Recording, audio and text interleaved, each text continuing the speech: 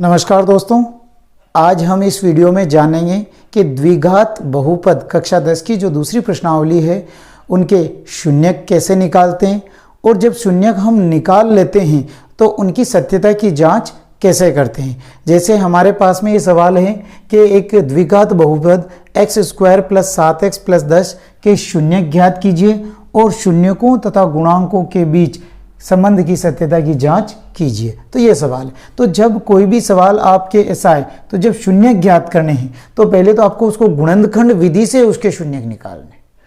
तो हमारा क्या है, द्विघात बहुपद x² + 7x + 10 = 0, क्योंकि ये शून्यक की बात कर रहा है।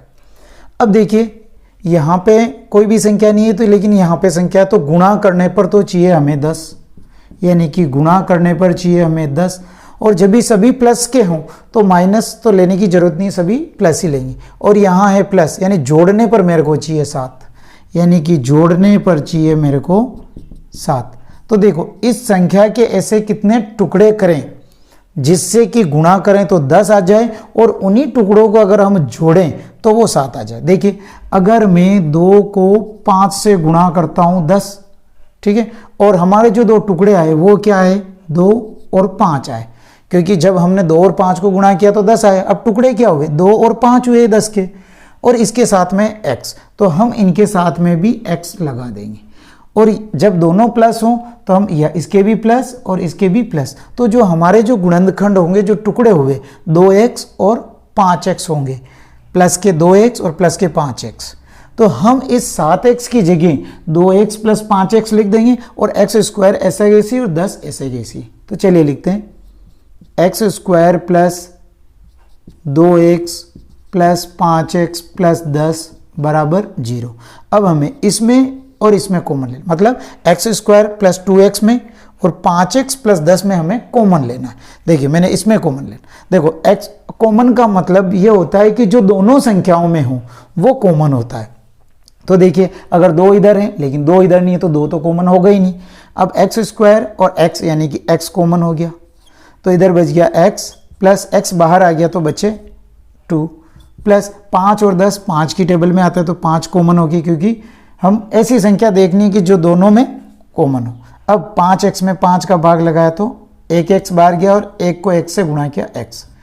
10 में 5 का भाग लगाया तो 2 बार गया बराबर 0। अब इन दोनों में से एक लिखेंगे तो x + 2 और दूसरा हो जाएगा x + 5।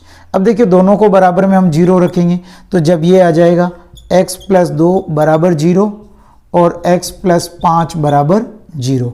अब देखिए 2 प्लस के पक्षांतरण करेंगे तो माइनस में आ जाएगा, तो x = -2 और ये +5 के हैं, पक्षांतरण करेंगे तो माइनस में आ जाएगा, तो x = -5। तो जो हमारे दो शून्यक आए हैं वो -2 और -5 होगा। -2 और -5, हमें इसकी सत्यता की जांच करनी है कि -2 और -5 जो हम इसके शून्यक ज्ञात किए हैं वो राइट है या रॉन्ग है। देखिए तो इसके लिए हमें पहले निकालना होगा शून्यकों का योग।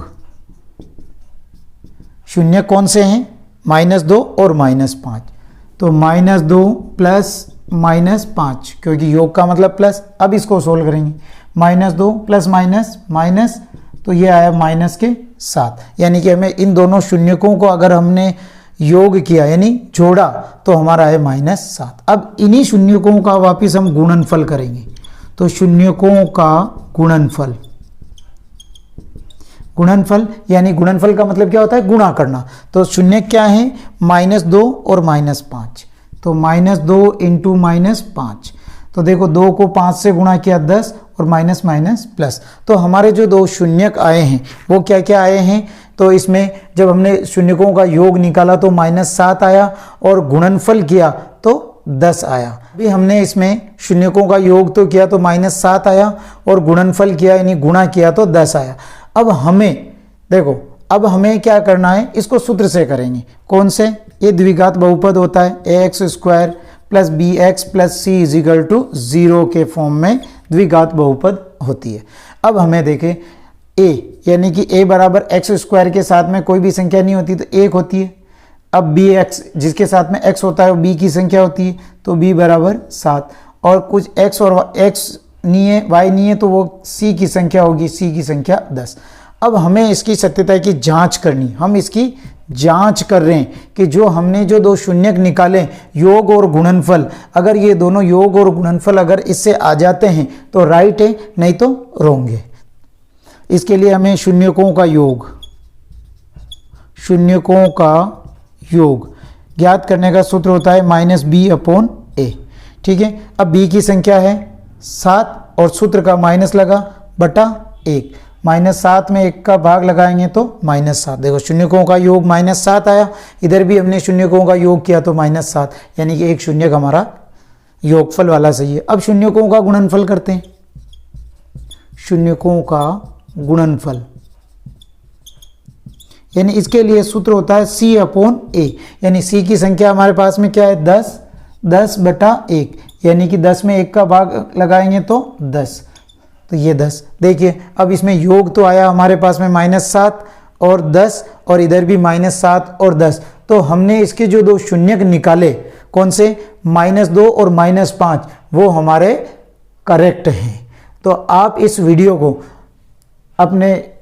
अपने दोस्तों को शेयर करें और चैनल को सब्सक्राइब करें, और इस वीडियो को आप इस प्रश्न को सॉल्व करें और ऐसे के ऐसे क्वेश्चन आप और सॉल्व करें।